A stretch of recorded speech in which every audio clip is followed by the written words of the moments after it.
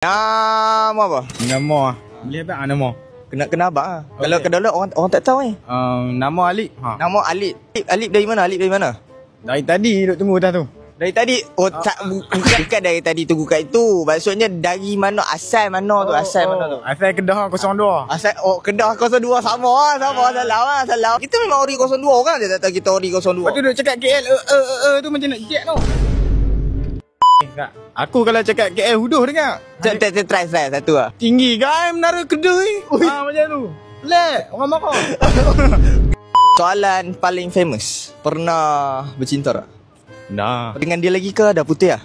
Buat salah dengan dia lagi lah. Dengan dia lagi? Oh, dia ada lah kat sini? Dah tu. Jangan tanya pasal act lah. Oh, okey. Luar aku.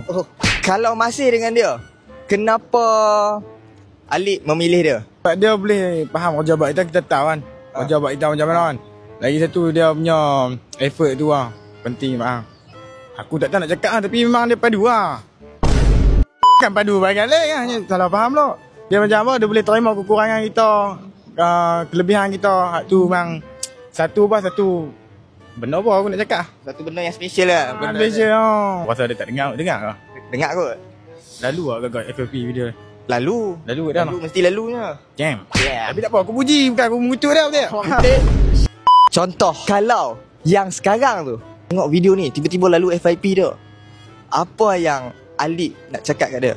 Alip bagi pantun boleh tak? Betik editor standby JJ Bukan AI, team saja boleh buat. Kita boleh buat. Kita boleh buat. 1, 2, 3. Jalan-jalan tersepak paku. I love you sayangku. Sebab kamu